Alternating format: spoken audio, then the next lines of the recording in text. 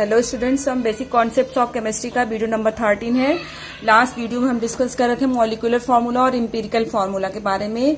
हमें यहाँ इस वीडियो में देखना है कि एम्पिरिकल फार्मूला को कैसे कैलकुलेट करते हैं, मूलानुपाती सूत्र को कैसे निकाला जाता है। उस पर बेस्ड हमने एक न्यूमेरिकल भी लिख रखा था कि कोई एक पदार्थ है जिसकी जो है एनालिसिस करने, विश्लेषण, किसी एक पदार्थ का विश्लेषण करने पर हमें sodium 43.4%, carbon 11.3%, sodium 43.4%, carbon 11.3%, oxygen 45.3%। इसका हमें अब क्या करना है, एम्पिरिकल फार्मूला निकालना है। देखिए एम्पिरिकल फार्मूला कैलकुलेट कैसे, बहुत ही सिंपल सा तरीका है कैलकुलेट करने के लिए। तो सबसे पहले एक टेबल बना लेते हैं हम। देखिए सबसे पहले एक टेबल बना लेंगे। इसमें है एलिमेंट, पहले कौन कौन से तत्व हमारे पास हैं, उसके बाद देखिए कौन कौन से एलिमेंट हम लिखते जाएंगे। हमारे पास कौन कौन से एलिमेंट है, सोडियम है और कार्बन है और ऑक्सीजन है। उस पदार्थ में हमें 3 एलिमेंट मिले हैं, 3 तत्व मिले हैं, सोडियम, कार्बन और ऑक्सीजन मिला हुआ है। ये हो गया पहले टेबल में पहले कॉलम में हमने तत्वों को लिखा। उसके बाद दूसरे कॉलम में हम लिखेंगे कि कितने परसेंटेज उपस्थित हैं, परसेंटेज ऑफ एलिमेंट, मतलब तत्वों की प्रतिशत मात्रा, कितने प्रतिशत मात्रा जो है उपस्थित है। देखिए सोडियम की कितनी है, 43.4, क्लियर। उसके बाद जो है परसेंटेज में है तो हम यहाँ पे प्रतिशत नहीं लिखेंगे, प्रतिशत में ऑलरेडी है ये। तो सोडियम 43.4%, कार्बन 11.3 है और ऑक्सीजन 45.3% है। तो पहले कॉलम में तत्व लिख दिया, दूसरे कॉलम में तत्व की प्रतिशत मात्रा को लिख दिया। अगला जो है, अगले वाले में एटॉमिक मास, अगले कॉलम में हम एटॉमिक मास लिखेंगे। किसका, प्रत्येक तत्व का एटॉमिक मास।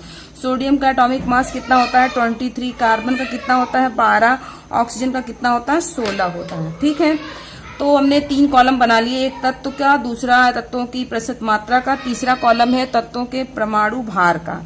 अब उसके बाद अगले कॉलम में नंबर ऑफ मोल निकालेंगे, मोलों की संख्या। तो नंबर ऑफ मोल निकालने के लिए क्या फार्मूला, N बराबर W/M, ये फॉर्मूला होता है। तो प्रत्येक के हम मोलों की संख्या को ज्ञात करेंगे। देखिए प्रत्येक के मोलों की संख्या को ज्ञात करना है हमको। तो देखिए सोडियम के लिए पहले ज्ञात करें तो N बराबर यहाँ पर क्या हो जाएगा, W/M। W क्या दिया हुआ है, देखिए ये जो प्रतिशत में दिया हुआ है ये हमारा हो जाएगा W, और M की जगह पर हम परमाणु भार लिखेंगे। तो ये मतलब ये सिंपली हम इसको कह सकते हैं कि ये हमारा W है और ये हमारा M है। तो W की जगह पर क्या लिख दिया, 43.4, M की जगह पर 23। उसी तरीके से यहाँ पर हम देखेंगे, यहाँ पर क्या लिखेंगे, 11.3/12 लिख देंगे। इस तरीके से यहाँ पर 45.3/16 लिख देंगे। अब इसको सॉल्व करेंगे। जब इसको सॉल्व करेंगे तो देखिए वैल्यू लगभग नियर अबाउट कितनी आ जाएगी, इसकी वैल्यू आ जाएगी 1.88 आ जाएगा सॉल्व करने पे। इसमें कितनी वैल्यू आ जाएगी, 0.94 आ जाएगा। इसको सॉल्व करने पर वैल्यू आ जाएगी 2.83 आ जाएगा। इसको सॉल्व करके देख लेंगे, इतनी वैल्यू आएगी। ठीक है, अब जब इतनी वैल्यू आ गई तो अगला कॉलम क्या है, सिंपल रेशियो यानी सरल अनुपात निकालना है हमको। सरल अनुपात कैसे निकालेंगे, देखिए सरल अनुपात निकालने के लिए हम इन तीनों को देखेंगे कि जो हमने मोलों की संख्या निकाली है, सोडियम की, कार्बन की और ऑक्सीजन की मोलों की संख्या जो ज्ञात की है, उसमें सबसे छोटी वैल्यू किसकी है। तो देखिए सबसे छोटी वैल्यू इसकी सोडियम की 1.8 आया और ऑक्सीजन का 2.83, जबकि कार्बन का 0.94। तो सबसे छोटी वैल्यू किसकी आई है, कार्बन की। तो कहने का मतलब है कार्बन के मोलों की संख्या सबसे कम है, तो कार्बन की मोलों की संख्या से बाकी सभी को या उसको भी स्वयं डिवाइड करेंगे तो हमें सरल अनुपात मिल जाएगा। देखिए कैसे, 1.88 को डिवाइड करेंगे 0.94 से, उस तरीके से 0.94 को भी 0.94 से। सरल अनुपात निकालने के लिए जिस तत्व की मोल की संख्या कम आएगी उसी से सभी को डिवाइड करेंगे, उसी सबको भाग दे करके सरल अनुपात निकाल लेंगे। 2.83/0.94 ये आ गया। अब इसको सॉल्व करेंगे तो यहाँ पर 2 आ जाएगा, इसका 1 आ जाएगा और इसका 3 आ जाएगा। तो अगला कॉलम क्या होगा, सिंपलेस्ट होल नंबर।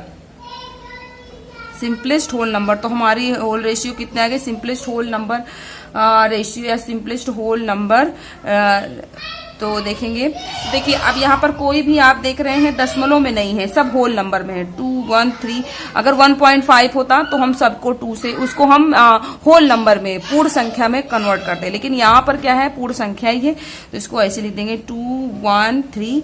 तो देखिए ये आ गया क्या आ गया, सोडियम। कहने का मतलब ये है कि उस दिए गए पदार्थ में सोडियम का रेशियो कितना है, सोडियम के तत्व कितने उपस्थित हैं, रेशियो कितना अनुपात है, 2 है, कार्बन का 1 है, ऑक्सीजन का 3 है।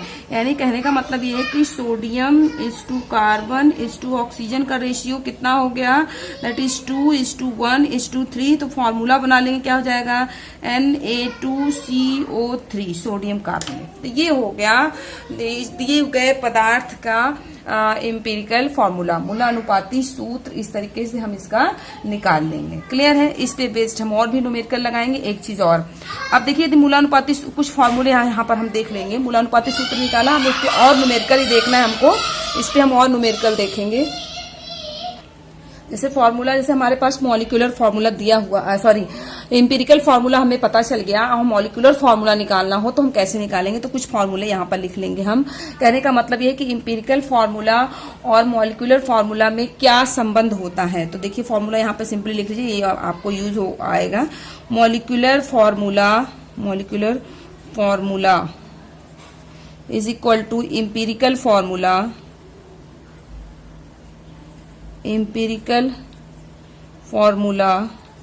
Into n। तो मॉलिक्यूलर फॉर्मूला बराबर, मतलब अणु सूत्र का फॉर्मूला, हाँ ठीक है, मॉलिक्यूल के अणु सूत्र का या मॉलिक्यूलर फॉर्मूला बराबर मूलानुपाती सूत्र फॉर्मूला गुणे n। n क्या होगा, n क्या है आपका, n जो है इंटीजर है, दैट इज n हो सकता है आपका 1, 2, 3 होल नंबर में होगा आपका। ठीक है, अब n निकालना हो तो कैसे निकालेंगे, मतलब यदि एम्पिरिकल फॉर्मूला पता है तो हम मॉलिक्यूलर फॉर्मूला निकाल सकते हैं, यदि हमें n मालूम हो तो n कैसे निकालेंगे। देखिए n निकालने के लिए क्या हो जाएगा, दैट इज मॉलिक्यूलर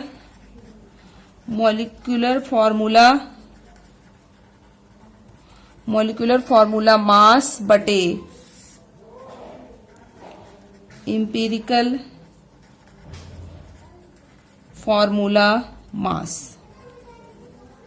ये हो गया। कहने का मतलब ये है कि n बराबर होता है मॉलिक्यूलर फॉर्मूला मास, यानी अणु सूत्र का भार बटे मूलानुपाती सूत्र भार।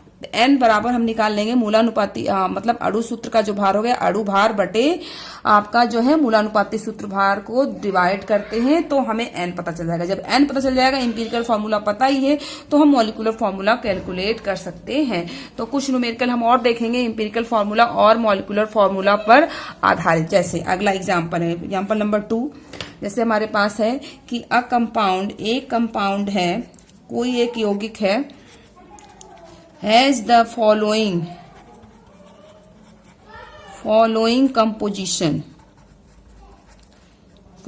कंपोजिशन क्या क्या है। देखिए मैग्नीशियम है 9.76%, और आपका सल्फर 13.01%, और ऑक्सीजन है 26.01%, और साथ में H2O वाटर है आपका 51.22%। अब क्या निकालना, देखिए तो आगे निकालना क्या है, what is it's empirical formula, इसका मूलानुपाती सूत्र क्या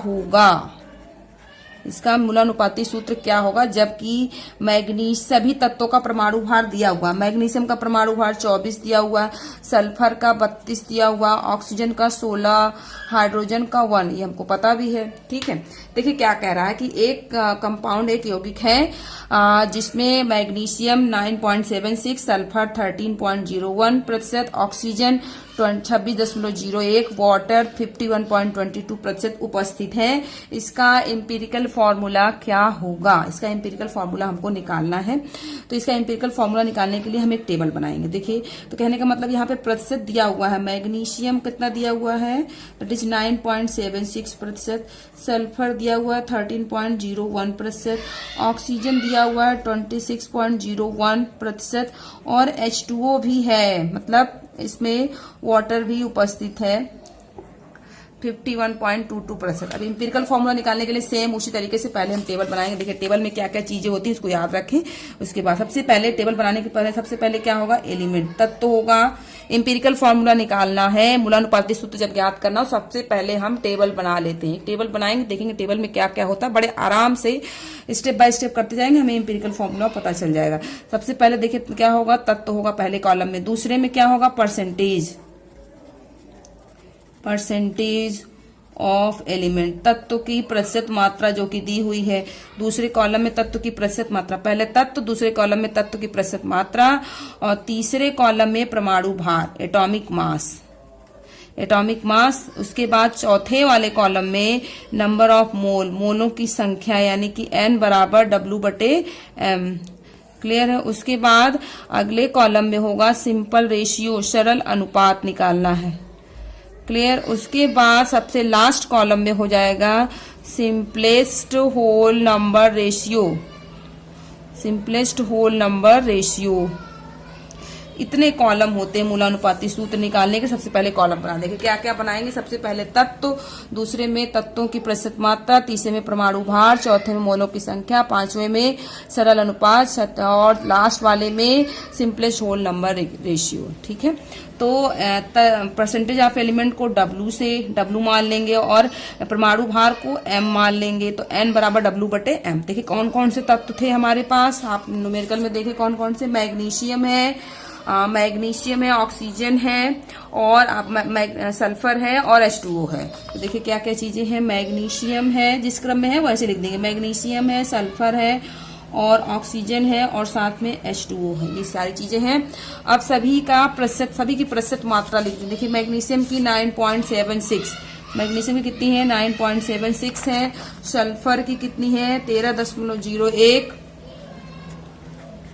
उसके बाद हम देखेंगे ऑक्सीजन की 26.01, और वाटर की 51.22 है।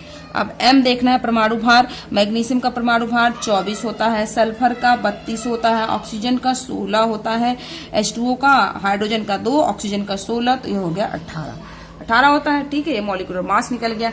अब हमें N की वैल्यू निकालनी है। किसकी निकालनी है, N की वैल्यू हमको निकालनी है। तो देखिए N की वैल्यू बराबर क्या होता है, W/M। तो यहाँ W क्या है, मैग्नीशियम का 9.76/24। इसी तरीके से इसका 13.01/32। इस तरीके से इसका निकालेंगे 26.01/16।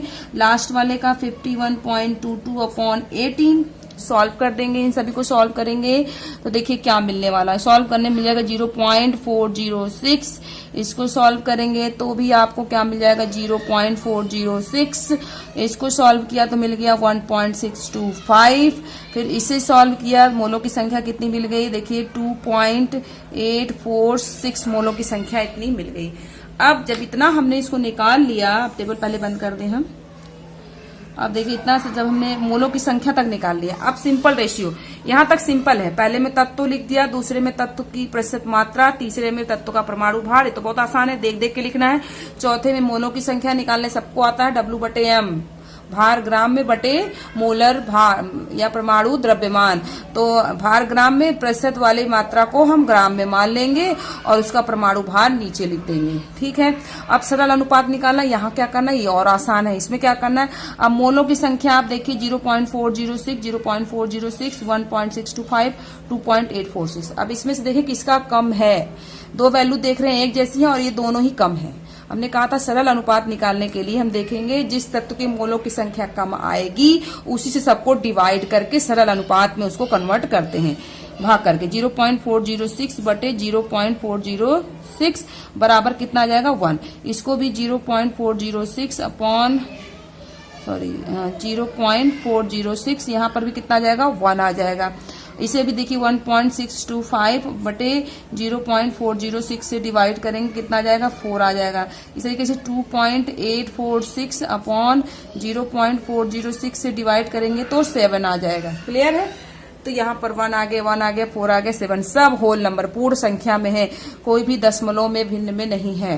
तो जब पूर्ण संख्या है तो यही इसका सरल अनुपात 1, 1, 4, 7। तो देखिए क्या मिल जाएगा, mg magnesium is to sulphur is to oxygen is to water.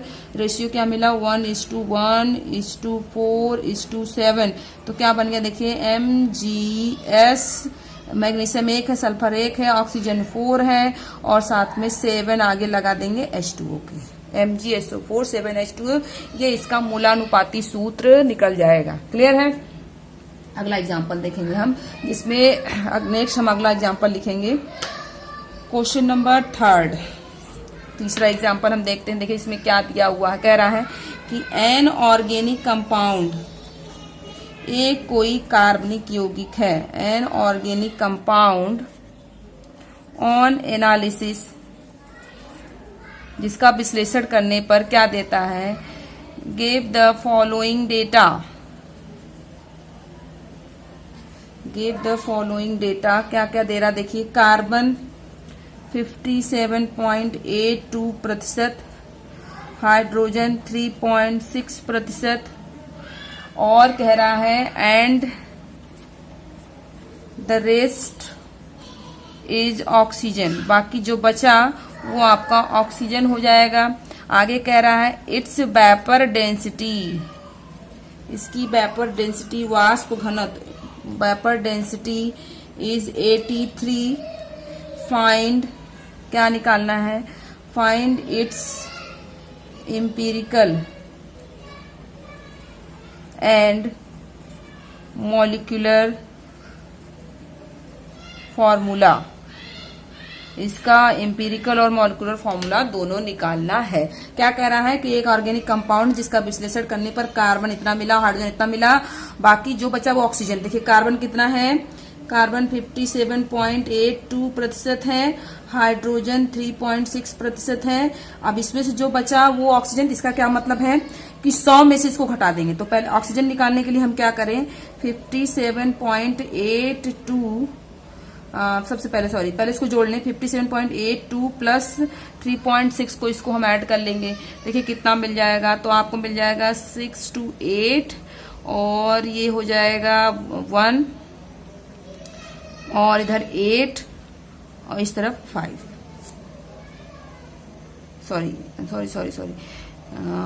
Sorry गलत जोड़ दिया मैंने। ये क्या मिल जाएगा देखिए, यहाँ पर इसको जोड़ लेंगे, 3.6 है तो यहाँ पर 2 हो जाएगा और 8 और 1 हो जाएगा, फिर 1 आपका कैरी हो गया, 7 कहाँ मैं जोड़ दे रही हूँ, फिर से गलत, सॉरी यहाँ ऐसे 3.60 ऐसे जोड़ लेंगे। देखिए हमको क्या मिल जाएगा, अब सही आपका 2 आ गया, 4, फिर आपका 7 3 10 और एक 1 11, 5 और 1 6, इतना आ गया। अब इसको हम 100 में से माइनस कर लेंगे, तो ऑक्सीजन निकालने के लिए इसको 100 में से माइनस करेंगे, 100 माइनस 61.42, तो जो आएगा वो आपका क्या निकल जाएगा, वो ऑक्सीजन। तो कितना आ जाएगा, नियर अबाउट 38.58% आपका ऑक्सीजन आ जाएगा। अब हम मूलानुपाती सूत्र निकाल लेंगे। मूलानुपाती सूत्र निकालने के लिए फटाफट टेबल बना लेंगे। क्या बनाएंगे देखिए, सबसे पहले एलिमेंट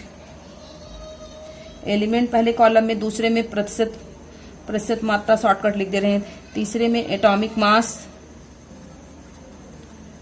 मास, फोर्थ में एन मोलों की संख्या, चौथे में सिंपल रेशियो, फिफ्थ में सिंपल रेशियो और लास्ट में simplest whole number ratio, simplest whole number ratio.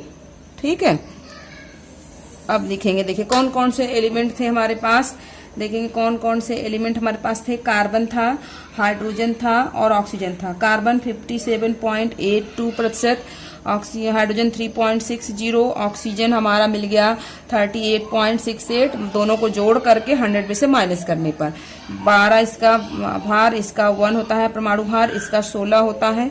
अब देखिए 57.82 अपॉन 12, फिर 3.6 अपॉन 1 और 38.68 अपॉन 16 सॉल्व कर देंगे। देखिए क्या मिल जाएगा, तो ये मिल जाएगा 4.818, ये मिल जाएगा 3.6 और ये आपका मिल जाएगा दैट इज 2.40। ठीक है, अब होल नंबर रेशियो क्या करेंगे, डिवाइड करेंगे। 2.4 सबसे छोटा है, 4.818 2.40 से डिवाइड किया तो 2 आ गया वैल्यू। फिर 3.6 को 2.4 से डिवाइड किया तो 1.5 आ गया। फिर 2.4 को 2.4 से डिवाइड किया तो 1 आ गया। तो ये आ गया simplest whole number, simple ratio, सरल अनुपात आ गया। बट अब आप देख रहे हैं कि 2 तो पूर्ण संख्या में है लेकिन 1 दशमलव में है। अब क्या करेंगे भाई, यही इसी के लिए तो ये कॉलम बना हुआ है। तो इसको भी हम पूर्ण संख्या में कन्वर्ट करेंगे। इसको पूर्ण संख्या में कन्वर्ट करने के लिए इसको 2 गुना कर दें, इसको 2 से डिवाइड कर दें तो 1.5 इंटू 2 से गुणा कर दे तो 3 आ गया। तो सिर्फ इसी को 2 से नहीं करेंगे, सबको कर देंगे। तो 2 को 2 से तो ये कितना आ गया 4, 1 को 2 से कितना आ गया 2, तो कितना आ गया 4, 3, 2। कहने का मतलब यदि फ्रैक्शन में होगा तो उसको जस्ट डबल कर देंगे, दशमलव में होगा उसको जस्ट डबल, उसको 2 से गुणा कर देंगे। उसके साथ साथ बाकी को भी कर देंगे, जो पूर्ण संख्या में उनको भी कर देंगे हम, ठीक है। अब देखिए कार्बन, हाइड्रोजन और ऑक्सीजन में क्या रेशियो है, 4:3:2, यानी कि C4H3O2। ये आपका मिल गया मूलानुपाती सूत्र। अब हमें क्या निकालना है, मूलानुपाती सूत्र मिल गया। अब हमें मॉलिक्यूलर फॉर्मूला बताना है, मॉलिक्यूलर फॉर्मूला भी निकालना है। अब देखिए मूलानुपाती सूत्र निकल गया तो इसका हम मास निकाल लेंगे। Empirical formula mass, empirical formula mass निकाल लेंगे। क्यों निकालेंगे इंपीरिकल फॉर्मूला मास, क्यों, क्योंकि हमें मॉलिक्यूलर फॉर्मूला निकालना है। तो मॉलिक्यूलर फॉर्मूला निकालने के लिए n पता होना चाहिए। तो देखिए इसका निकाल लेंगे तो ये आपका, जब इसका हम मॉलिक्यूलर एम्पिरिकल फॉर्मूला मास निकालेंगे तो carbon 12 12 into 4 plus hydrogen 1 into 3 plus 2 into 16 तो कितना आ जाएगा, दैट इज 83। ये आ गया इसका भार, इसका जो है अणु भार निकल गया। उसी तरीके से n बराबर, अब एक चीज और, इसमें देखा था आपने कि वाष्प घनत्व दिया हुआ है 83। तो मॉलिक्यूलर फॉर्मूला या मॉलिक्यूलर मास निकालने के लिए क्या करते हैं, तो मॉलिक्यूलर मास बराबर, मॉलिक्यूलर मास बराबर क्या हो जाएगा आपका, मॉलिक्यूलर मास अणु भार बराबर 2 गुणे वाष्प घनत्व, वेपर डेंसिटी। वेपर डेंसिटी कितनी दी हुई थी, देखिए अभी आपने देखा था वेपर डेंसिटी फॉर्मूले दिया हुआ है न्यूमेरिकल में 2 इंटू आपका दिया हुआ 83। तो कितना आ जाएगा 2 इंटू 83, यानी कि टोटल आ गया 166। मॉलिक्यूलर फॉर्मूला मास निकल गया, इंपीरिकल फॉर्मूला मास निकल गया।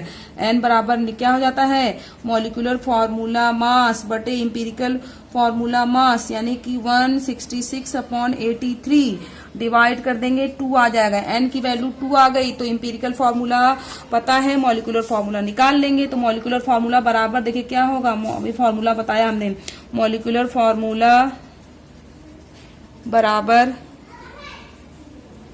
Empirical formula into 2।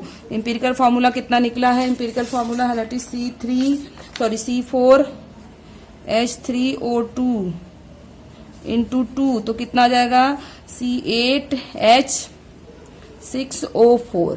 बाकी का हम नेक्स्ट वीडियो में डिस्कस करेंगे, मॉलिक्यूलर फॉर्मूला होगा।